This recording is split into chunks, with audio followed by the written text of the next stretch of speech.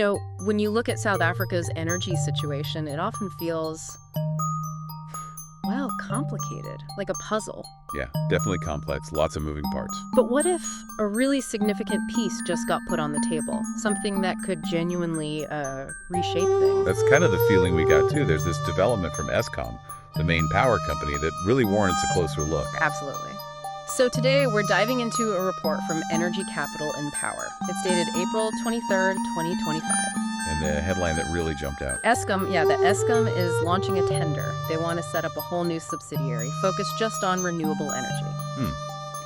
Could this be, the big shift people have been talking about? That's the question, isn't it? And that's what we're trying to understand in this deep dive. Right. So for you listening, our mission today is to unpack this move. Why now?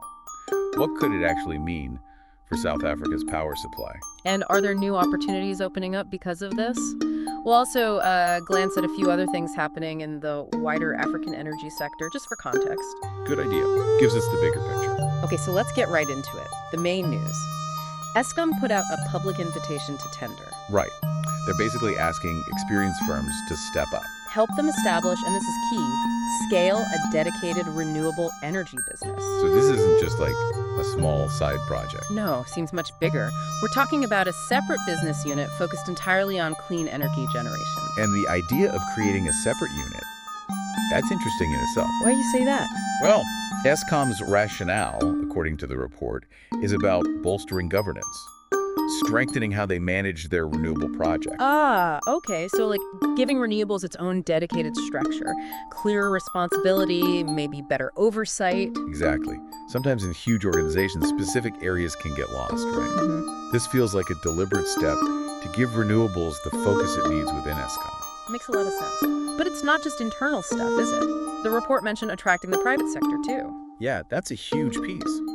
A separate, focused subsidiary that's potentially much more attractive to private investors. Why is that? Clearer opportunity. Probably. Hopefully, more streamlined decisions, a defined strategy. It could unlock serious capital for these big renewable projects. Okay, so governance and investment. Anything else? Market responsiveness. Yeah. The idea is a dedicated unit could be more agile, react faster to changes and opportunities in the clean energy market. Right, compared to the larger, maybe slower-moving parent company. Precisely. The clean energy sector moves fast. So this move doesn't just appear out of nowhere. It fits into Eskom's wider plans, right? Their vision for South Africa's energy mix. Yes, absolutely. It aligns with diversifying. They're looking at how to integrate everything their existing coal, nuclear, gas. With these newer, cleaner technologies, so it's not about flipping a switch overnight. No, it's an evolution. Adding options, managing the transition, combining different sources is crucial for reliability as they move towards cleaner energy. And Eskom already has some renewable projects underway, don't they? They do. They've got some skin in the game already. The report mentions a current portfolio 2 gigawatts of clean energy projects. And those are supposed to be delivered by 2026. That's the plan. 2 GW is already quite significant. But their future plans are, well, much bigger. Much bigger. They're talking about developing an additional 20 gigawatts. Wow, 20 GW, that's huge. It really is. Think about it, that's like the total power capacity of several smaller countries combined. It shows massive ambition. For long-term energy security meeting demand. Exactly. And this tender, this new subsidiary, it feels like a really practical step towards making that 20 GW actually happen. Okay, let's get into the tender specifics then. The deadline is pretty soon, May 7th, 2025. 10:00 a.m. South African Standard Time, to be precise. So yeah, they're moving fairly quickly on this. And they're looking for specific skills, right? Not just any company can bid. No, they're seeking particular expertise, things like independent power producer models, IPPs. Right, where private companies generate and sell power. And public-private partnerships, PPPs, also special purpose vehicles, SPVs. SPVs, those are like separate legal entities for specific projects, often for financing. That's right. Often used to manage financial risk for a particular venture. So the fact they're asking for expertise in all these different structures, IPCs, PPPs, SPVs, what does that tell us? It suggests they're exploring various ways to set up and fund these renewable projects. They're not planning to go it alone. They want partners who know how to structure these deals, drawing on both public and private strengths. And it's not just the deal structure. They also need help with the nuts and bolts, the financial and technical side. Like figuring out the funding, the costs, the revenues, assessing risks. Absolutely. Financial modeling, risk assessment. That's crucial. and of course a technical know-how for deploying large-scale renewables efficiently.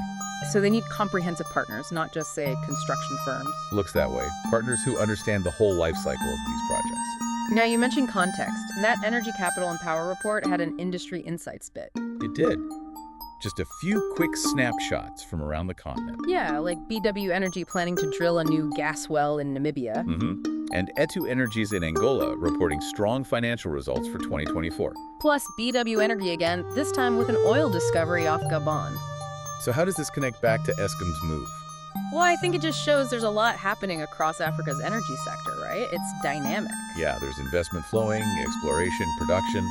Eskom's renewable push in South Africa is happening within that broader context. It highlights that energy security and economic growth through energy are major priorities for many nations on the continent. And it's interesting, isn't it? You see investment in traditional oil and gas through those examples. Alongside this big push for renewables from Eskom. Right. Does it signal a wider trend of diversification everywhere? Or is it more about specific country needs? Something to watch. Definitely. Okay, so as we start to wrap this up, what are the key things you think our listeners should really take away from this Eskom news? I think the biggest one is just the clarity of Eskom's commitment here. Creating a dedicated subsidiary, launching a public tender. It's a very tangible step towards seriously scaling up renewables. It's not just talk anymore. Exactly. And the focus on attracting private expertise and investment through these different models, IPPs, PPPs, that's crucial too. That seems like the engine that will actually drive the speed and scale of deployment. It really does signal a major effort to boost clean energy in South Africa. The aims seem clear. Improve project management, bring in necessary funding. And ultimately, speed up getting those renewable projects built and running, that big 20 GW pipeline. Yeah. Which leads to some really interesting questions for you, the listener, to think about. Like what? How might this restructuring, this creation of a separate renewables unit within Eskom, actually change the pace of South Africa's energy transition? Will it speed things up significantly? Good question. And what about the money side? With all this talk of IPPs and PPPs, what kind of innovative financing models might we see come out of this tender process? Could it set new precedents? And maybe, how does this affect international players? Will this draw in more global renewable energy companies to the South African market? Loads to consider. It's definitely a space to keep a close eye on going forward.